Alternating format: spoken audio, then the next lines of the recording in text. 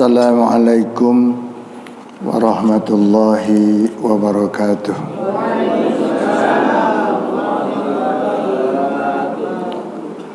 Alhamdulillahi rabbil alamin.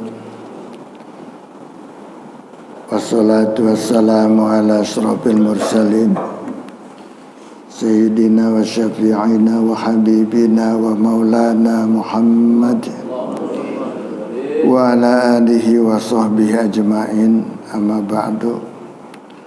Rabbi shrah li sadri wa yassir li amri wahlul 'uqdatam min lisani yafqahu qawli. Rabbi shrah li sadri wa yassir li amri bi jahin Nabi Muhammadin sallallahu alaihi wasallam ila haratin Nabil Mustafa Muhammadin Rasulillah sallallahu alaihi wasallam ajwa zuriyati wa jamil anbiya mursalin wal malaikatul muqarrabin wasyuhada wassolihin wal ulama'il amilin al fuqaha wal muhaddisin wal qurra wa masyayna fid masyarikil ardi magharibi bi barri wa bahri asma'il arwahi abaina wa ummatina wa jadadina wa jaddatina wa ikhwanina minal muslimin wal muslimat wal mu'minin wal mu'minat bi anna Allah yaghfir lahum dzunubahum wa yaskunul jannah khususan narihim alif hadzal kitab nafa'ana Allah bi ulumihi wa sahna wa fahmi. Syai'un lillahi lahum al-fatihah. A'udzu billahi minasyaitonir rajim. Bismillahirrahmanirrahim. Alhamdulillah rabbil alamin arrahmanir rahim maliki yaumiddin. Iyyaka na'budu wa iyyaka nasta'in ihdinas siratal mustaqim. Siratal ladzina an'amta 'alaihim ghairil maghdubi 'alaihim waladdallin. Amin. Bismillahirrahmanirrahim. Qala al-mu'allif rahimahullahu ta'ala wa adama an-naf'a bi ulumihi bid-darain amin. Wasyaikhani, dan telah meriwayatkan hadis ini Tuan Syekh Imam Bukhari dan Imam Muslim an Abi Hurairah, dari Abi Hurairah, ama yakhsha ahadukum idza rafa'a ra'sahu qoblal imam. Ama yakhsha, apakah tidak takut, ahadukum, seorang diantaramu, idza rafa'a ra'sahu, apabila mengangkat kepalanya dari sujud, dari ruku, qoblal imam, sebelum imam. Ya, jadi imam belum bangun, belum dari ruku, dia udah bangun duluan. Imam belum bangun dari sujud, dia udah duduk duluan. Apa tuh? Ayyaj'alallahu ra'sahu ra'sa himar. Akan Allah jadikan kepalanya kelak nanti adalah kepala himar, keledai. Ya, au yaj'alallahu suratahu surata himar, atau Allah akan menjadikan dia bentuknya nanti bentuknya bentuk himar pada yaumul qiyamah. Jadi ada orang-orang nanti pada yaumul qiyamah di padang mahsyar sekelompok himar semuanya. Siapa dia itu? Dia itu adalah yang kalau sholat berjemaah suka duluin imam. Imam belum bangun untuk itidal, dia udah bangun duluan. Imam belum bangun untuk duduk di antara dua sujud, dia udah bangun duluan. Nah, nanti dibentuk dia punya tubuh menjadi sehewan himar. Ya. buat perhatian bagi kita tuh. Jadi sholat ini nggak boleh mendahulukan imam. Wa Ibnu Qani, dan telah meriwayatkan Ibnu Qani an Saiban dari Saiban, man rafa'a ra'sahu, barang siapa yang mengangkat kepalanya ketika dari sujud atau dari ruku, qoblal imami, sebelum imam, awadu'ahu, atau dia meletakkan kepalanya sebelum imam, meletakkan kepalanya ke sujud, fala sholata lahu, maka tidak ada pahala sholat bagi dia. Tuh. Ya, jadi sholat juga pahalanya nggak dapat, percuma tuh. Gara-gara mendahulukan sujudnya, ya, atau mengangkat daripada sujudnya. Wa Abu Dawud, dan telah meriwayatkan Abu Dawud an Aisyah dari Siti Aisyah radhiyallahu anha, la yazalu qaumun yata'akhkharuna 'anis shaffil awwal hatta yu'akhiruhumullahu finnar. Nah, ini sekalian, kita kalau datang ke masjid mau berjemaah hendaknya maju ke saf yang paling depan duluan. Jangan di belakang, masuk kayak ke depan terus, supaya mendapatkan barisan malaikat. Di depan ini barisan malaikat, yang kanan, kemudian yang kiri, ya. Allah akan melimpahkan rahmatnya nanti dalam salat berjemaah adalah dari saf yang depan dulu, dari yang depan dulu, bahkan imam dulu yang Allah limpahkan rahmatnya. Makanya kalau imam boleh dia datang, ya, seperti sholat Jumat nih, itu imam kudunya masuknya belakangan itu, ya. Kalau orang udah banyak baru dia datang. Kalau udah penuh, terutama ini saf 2-3 saf dah udah penuh, imam baru masuk. Kenapa? Supaya yang ini masih kebagian pahala saf awal, saf kedua dan ketiga, ya, Jumat sebelum datangnya imam. Tapi kalau imam udah datang duluan, nah ini nggak kebagian.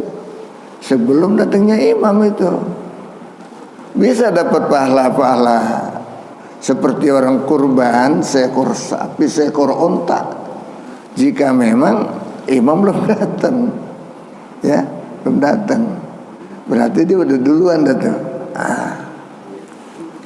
Begitu sekalian, ya. Tapi udah nunggu di sini imam, jangan masih jauh, ntar orang udah belum datang, udah komat, ya. Nah, itu baiknya jangan masuk dulu, biar kasih kesempatan yang sebab apa? Imam mantar, andai kata dia datang belakangan juga tetap paling depan, ya kan? Udah disediain paling depan imamah, begitu, udah pasti dia mau paling depan. Sebab apa? Rahmat yang pertama turunkan kepada imam nanti, gitu. Hatta yu'akhiruhumullahu finnar, sehingga ditunda-tunda keberadaannya di dalam neraka oleh Allah Subhanahu wa taala. Kalau nunda-nunda dia untuk mendapatkan shaf yang awal, ya, makanya kita hendaknya berlomba hidup ini mencari amal yang terbaik yang diterima oleh Allah, begitu, supaya menjadi bekal kita, penyelamat kita nanti kelak di hari kiamat, di yaumul akhirah, bahkan pembuka pintu surga buat kita, pengampun dari segala dosa, pemadam sebagai neraka, ya, gitu sekalian. Jadi kita hendaknya ibadah ini berusaha sebaik-baiknya ibadah. Mana yang paling afdal, itulah kita kejar ibadah itu. Yang paling afdal kita cari. Supaya apa? Supaya kita mendapat ridho dari Allah Subhanahu wa ta'ala. Allah ridho bila mana kita memang mengejar-ngejar musabaqah di dalam mencari kebaikan. Fastabiqul khairat, berlomba-lomba kita. gitu. Jangan datang duluan, ngempet di belakang, jangan.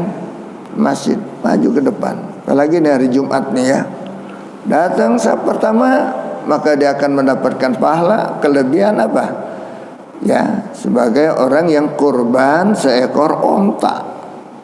Sapi yang kedua, seekor sapi. Sapi yang ketiga, seekor kambing. Ya. Yang keempat, memang ada korban ayam. Kurban ayam ada nggak? ya kurban ayam. Iya, yang terakhir lagi telur lagi dibilangnya. Ya, itu. Yang kalau sana yang sebelah panggil paling sana apa itu? Selain telur apa yang keluar? Dapat dapat tai ayam. Nah, sekalian ya. Maka kita berlombalah untuk kebaikan buat kita. Allah perintahkan buat kita. Allah ngasih tahu, Rasul ngasih tahu kepada kita. Kenapa kita kadang-kadang abaikan gitu? Jangan sampai nyesel nanti yaumul kiamah ya. Mari kita berlomba-lomba untuk sama-sama tabkir. Apalagi tabkir berpagi-pagi masuk ke masjid Jumatnya ya. Dia sholat duha dulu di situ, dia sholat apa dulu lagi, sholat tasbih, dia sholat itu ya, sholat sunnah biar apa namanya tambah banyak sholatnya. Kalau perlu dia sholat kodok, kalau dia merasa banyak kodoknya dulu zaman muda banyak meninggalkan sholat, udah lakukan sholat kodok ya. Kalau menjelang itu sholat apa lagi, apa aja lah silakan ya. Sebab sholat kodok ini kita kan udah banyak tuh meninggalkan dulu sehingga kita nggak tahu jumlahnya tuh berapa waktu yang kita tinggalkan. Nah, maka kita lakukan aja kodok kalau kira-kira masih punya kodok sholat kita. Kemudian andai kata kelebihan, maka menjadi pahala sunnah, menjadi pahala sunnah mutlak, nggak sia-sia sholat kita, menjadi pahala sunnah. Andai kata kelebihan kita, waduh, kodoknya kelebihan ini, maka menjadi pahala sunnah, tidak akan sia-sia ya. Dan kita kalau mau kodokkan orang tua, harusnya kita dulu udah beres belum? Baik puasa, ada kalanya kita mau mengkodokkan sholat juga buat orang tua, silakan boleh. Tapi buat kita beres dulu ya, beres dulu buat kita. Beres dulu. Kalau kita memang kira-kira udah gak punya kodok, maka silakan kita mengkodokkan buat orang tua kita. Wa Abu Dawud, dan telah meriwayatkan Abu Dawud an Aisyah, dari Aisyah. Udah tadi ya. Wa huwa, dan Abu Dawud juga meriwayatkan Wabna Majah wa Hibban, dan kedua Ibnu Majah dan Ibnu Hibban, anha dari Siti Aisyah, innallaha, bahwasanya Allah Ta'ala, wa malaikatahu, dan malaikat-malaikatnya, yusalluna, beristighfar tuh malaikat-malaikat, ala mayaminis sufuf ya, kepada ya jamaah yang ada di saf-saf sebelah kanan.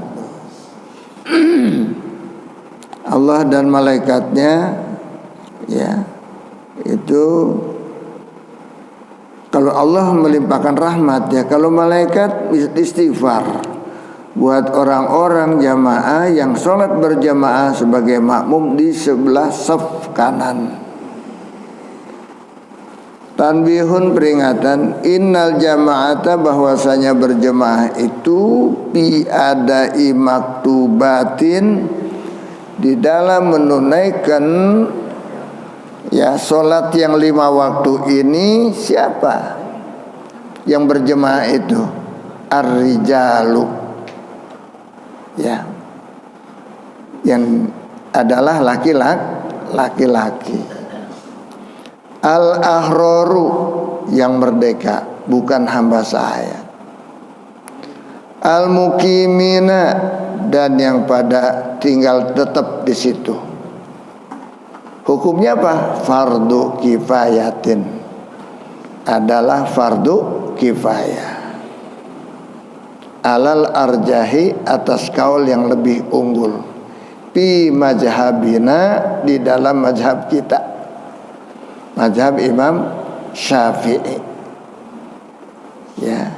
Jadi kalau untuk laki-laki yang merdeka, yang pada tinggal tempat di situ, hukumnya fardu kifayah alal arjah.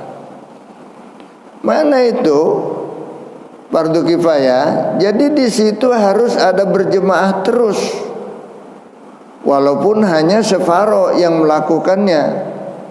Umpamanya jemaah di sini ada 200 orang yang melakukan jamaah sholat yang 5 waktu, itu separuh dah 100 orang atau 50 orang yang rutin atau di sini. Yang lainnya ya bertebaran dah kemana-mana. Ya, maka itu hukumnya fardu kifayah, sudah bebas kewajiban itu atau tidak berdosa bagi mereka yang sudah tidak melakukan sholat berjemaah. Karena apa? Sudah ditutupi oleh separuh yang melakukan di situ, fardu kifayah.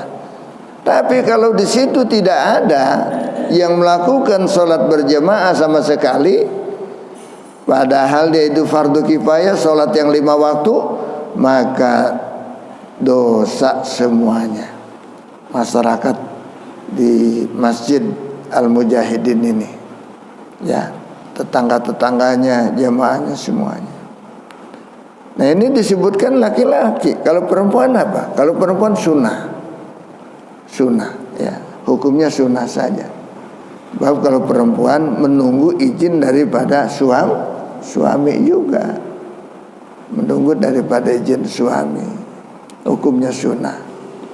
Ya, pahalanya pahala sunnah, boleh saja.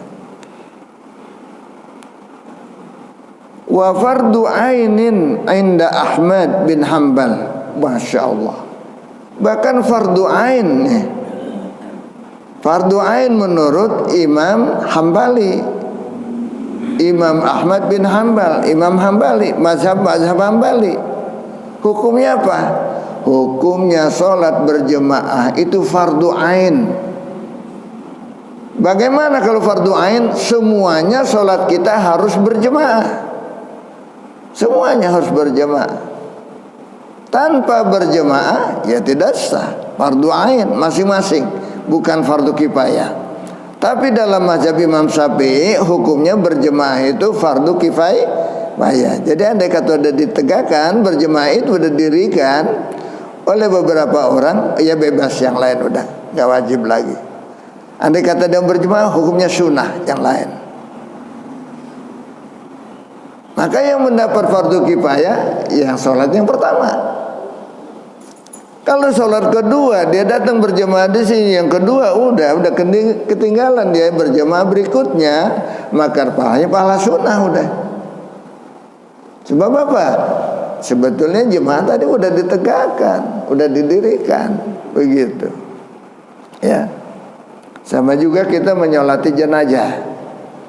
Nyolati jenazah itu fardu kifayah. Jadi harus ada yang nyolatin itu orang Islam, walaupun hanya beberapa orang yang nyolatin dia. Ya, tapi kalau nggak disolatin dosa semuanya. Kalau udah disolatin oleh sebagian masyarakat, ya udah cukup, masyarakat yang lain nggak dosa. Tapi kalau fardu ain seperti sholat fardu 5 waktu, harus kita lakukan secara masing-masing. Semuanya kewajiban kita. Ya, sholat yang 5 waktu. Bahkan Imam Hambali mengatakan berjemaah termasuk daripada fardu kifayah atau fardu ain juga. Masya Allah. Itu menurut Imam Ahmad bin Hanbal, wa Atha, dan juga Imam Atha, wal Auza'i, dan Imam Auza'i, wa Abi Sauri, dan begitu juga Abi Sauri, wa Ibnul Munzir, dan Ibnu Munzir, wa Ibnu Huzaimah, dan Ibnu Huzaimah juga mengatakan fardu ain salat berjemaah. Berjemaahnya aja fardu ain. apalagi memang sholatnya fardu ain, berjemaahnya juga fardu ain. Ini menurut mazhab Imam Hambali dan ulama-ulama tersebut tadi. Imam Atta, Imam Auza'i, Abu Sauri, Ibnul Munzir, Ibnu Huzaimah. Ya. Sebab apa di situ mengambil ayat warka'u ma'ar rokiin. Rukulah Anda bersama orang-orang yang pada ruku. Artinya apa? Sholat itu berjemaah semua, nggak bisa sendirian. Sholat yang 5 waktu. Ya. Sekarang wasurito lisihatis sholati inda Dawud atau wasartun, dan syarat katanya berjemaah ini salah satu syarat lisihati sholati, bagi sahnya sholat inda Dawud, menurut Imam Dawud. Jadi Imam Dawud bukannya fardu kifayah, tetapi syarat katanya. Di antara syarat sholat yang 5 waktu adalah berjemaah. Sama juga dengan syaratnya harus bersih daripada hadas. Ya, sama juga dengan syaratnya harus menghadap kiblat. Sama juga syaratnya harus menutup aurat. Juga adalah syaratnya berjamaah menurut Imam Dawud. Subhanallah, pentingnya sholat berjamaah di situ, Pak. Untung kita macamnya Imam Syafi'i. Jadi andai kata sudah ditegakkan, sudah dirikan sholat berjamaah oleh sebagian jemaah kita udah bebas, nggak dosa yang lain. Umpamanya ya, sama dengan kita banyak fardu-fardu yang lain ya. Tapi kalau menurut ya Imam Dawud adalah syarat katanya untuk berjemaah. Oleh karena itu wayam bagi dan seyogianya taswiyatus sufuf, meratakan barisan, taswiyatus saffi, meratakan meluruskan barisan, wahya saddul farji fihi, dan ialah itu saddul farji fihi, harus menutup yang lowong-lowong, masih ada lowongan di situ, fihi, di dalam saf itu harus tutupin. Ya, jangan seperti waktu pandemi kemarin sholatnya, jangan sampai terus-terusan ke sekarang masih kayak pandemi ya. Saf mesti rapat, mesti rapat di situ. Mana sudah diterangkan di situ ya, bahwasanya di situ ada seekor ya, ada masuk setan ya, sebagaikan seekor anak domba ya, di mana dia mengganggu, menggoda kepada orang-orang yang sedang sholat di situ supaya nggak khusyuk sholatnya. Itu setan menggangguin kita yang berjemaah. Bila mana kita kasih kesempatan, mereka menyalip di situ di antara kita, saf-saf kita yang kosong, di situ dia masuk. Oleh karena itu jangan kasih kesempatan dia masuk. Ya. Apalagi seyogianya wa itmamus shaffil awal, dan disempurnakan dulu saf yang pertama dulu rapat pertama ya. Jangan kalau udah qomat baru pada rapat ya. Sebetulnya sebelum qomat maju ke depan semuanya. Nanti kalau udah qomat berdiri semuanya, tinggal yang dikit-dikit, celah-celah dikit. Masih ada nih bisa masuk lagi ya, rapetin. Jangan sampai ada setan di situ yang godain kita. Ya, makanya kalau ngajak anak itu harus dampingin. Ngajak anak kecil nih, ya, kecil kadang ngajak. Dampingin anaknya, kudu ada orang tuanya. Jangan anak-anak nyelip aja di situ, orang tuanya nggak ada yang ngurusin. Ya, nggak ada yang dampingin, nggak ada yang ngatur dia sholat. Kadang-kadang gangguin kita deh. Nah, lagi sholat anak-anak kita tahu dia lari-lari yang di depan kita ya. Nah, ini anak-anak harus didampingi, Pak. Jangan sampai nanti dia mengganggu sholatnya yang lain. Itu. Nah, jadi kalau ada saf masih kosong, masuk ke situ. Al-awwal fal awal. Saf yang pertama demi pertama dulu, kemudian yang kedua, ketiga dan seterusnya. Ya. Jadi saf awal dulu berusin penuh rapat.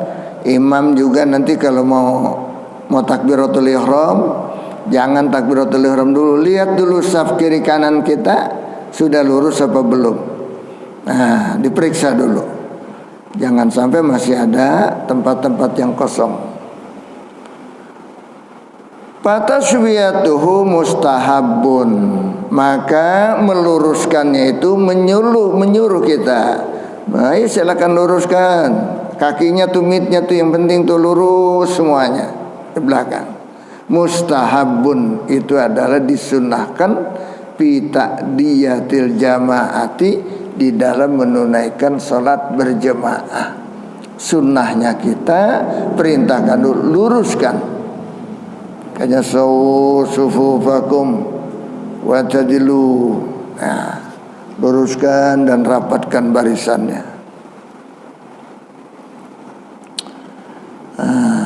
Wasyartun, dan merupakan syarat juga tuh berjemaah.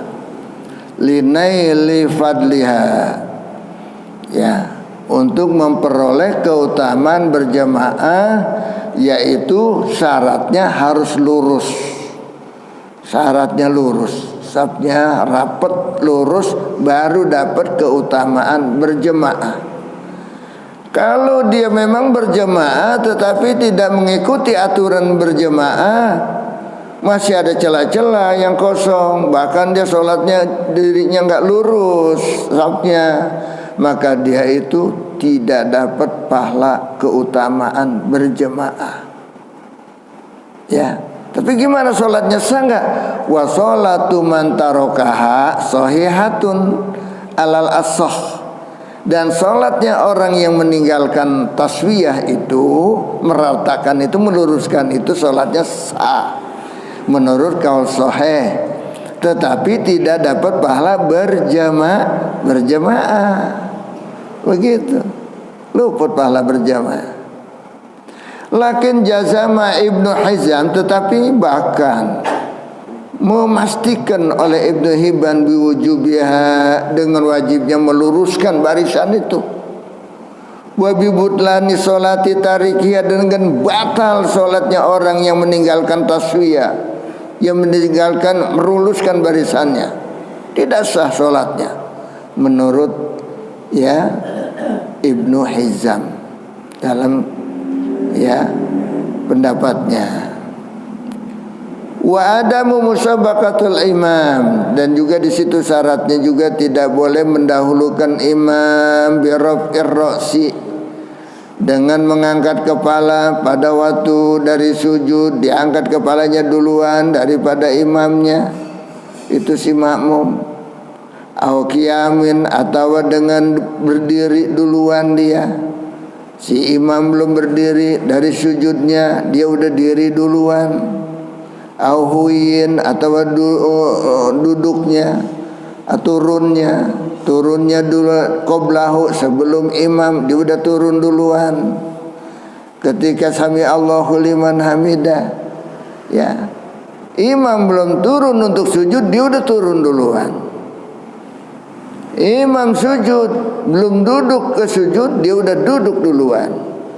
Dari duduk imam belum sujud, dia udah sujud duluan. Fa musabaqatuhu makruhatun, maka mendahulukan ini adalah hukumnya makruh alal murajjih, atas kaul yang diunggulkan. Jadi ada pendapat bahwasanya itu kalau mendahulukan hanya makruh saja, ya.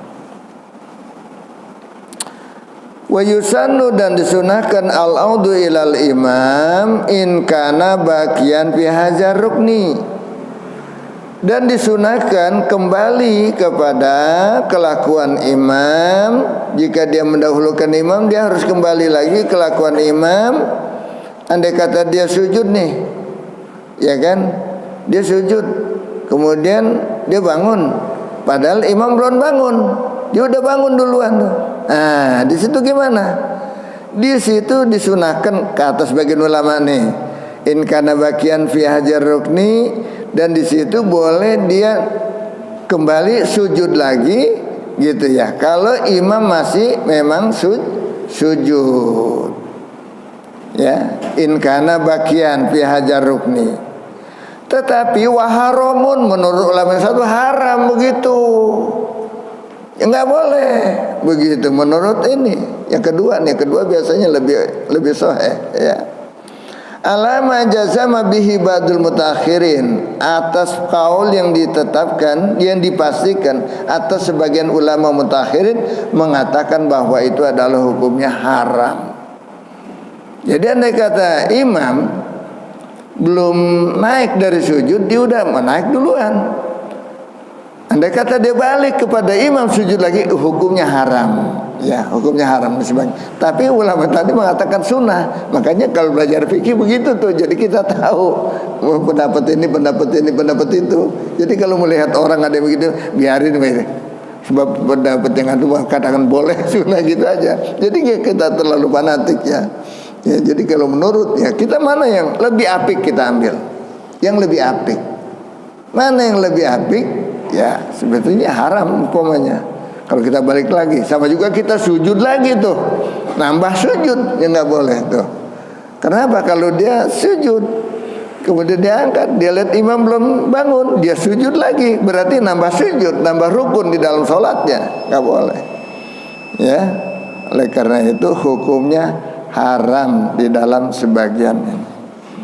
Ya, mutakhirin, ulama mutakhirin wal itina, dan bersungguh-sungguh berhati-hati, berusaha menjaga bil wukufi untuk bisa diam bisafil awali pada saf yang pertama. Fal muhafazu alaihi aula, maka menjaga supaya tetap dia ada di dalam saf yang pertama, ya, aula itu lebih utama. Bagaimana? Minal mubadarati, daripada dia terburu-buru ilal ihrami, menuju ihram, liidraki ruku'i ma'al imam, supaya dapetin ruku bersama imam. Jadi lebih afdol sebelum sholat dia udah ada di situ di saf awal. Jangan sampai dia terburu-buru pengen ngadepin saf awal, lari-lari, dan itu ya walaupun hanya rakaat yang pertama. Wairu rakatil akhirah, lain lagi kalau rakaat terakhir. Kalau rakaat terakhir boleh kita mubadarah, cepet-cepet, ya, cepet-cepet, lari-lari gitu. Artinya kita takut nggak dapat berjemaah nih, buru-buru. Itu penting. Farun, cabang masalah, yundabu disunahkan qat'una filati, memutuskan sholat sunnah, wa qalbu faridatin muaddatin, dan mengembalikan fardu yang sedang ditunaikan naflan kepada sunnah, li khaufi fauti jamaatin, karena takut ketinggalan berjemaah. Nah, kita lagi sholat fardu nih, sholat zuhur umpamanya, baru dapat rakaat, tiba-tiba datang sendirian kita sholatnya, datang orang pada bikin jamaah barisan. Nah, maka kita sholat fardu zuhur yang tadinya kita niat 4 rakaat, baru 1 rakaat kita sholat, tambahin 1 rakaat lagi, niatin sholat sunnah. Dirubah tuh niatnya, niatnya dari fardu zuhur menjadi niat sun. Bagaimana niatnya? Dalam hati aja. Saja aku merubah niatku ini kepada sholat sunnah demi untuk sholat berjemaah. Rubah niatnya. Jadi dapat 2 rakaat udah salam, sholat sunnah aja kita jadikan. Kemudian kita ikut berjemaah dengan mereka. Itu yang sunnah. Kemudian yang apalagi kalau memang dia di dalam sholat sunnah ya, padahal sholat sunnah memutuskan, bahkan dia putuskan boleh kalau sholat sunnah mah, bukan ditukar lagi. Ya, dia kata dia sholat sunnah, baru dapat mau serokaat, baru baca Fatihah, udah putusin aja. Putusin aja. Nah, sebab kalau dia pakai selesaikan sholat sunnah 2 rakaat, ketinggalan lagi dia. Ya, demikian. Mudah-mudahan bisa dipahami apa yang saya sampaikan. dan Allah meridhoi segala amal ibadah kita. Semoga kita mendapatkan hidup ini, hidup yang terbaik di dunia ini, yang cuma satu kali. Kita perjuangkan supaya husnul khotimah. Nah, kayak ini dengan belajar, dengan taklim, insya Allah semakin meningkat iman dakwah kita, sesuai dengan ilmu kita juga semakin meningkat.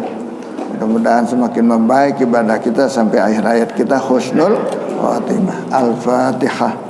A'udzubillahi minasyaitonir rajim. Bismillahirrahmanirrahim. Alhamdulillah rabbil alamin arrahmanir rahim maliki yaumiddin. Iyyaka na'budu wa iyyaka nasta'in ihdinas siratal mustaqim. Alhamdulillah.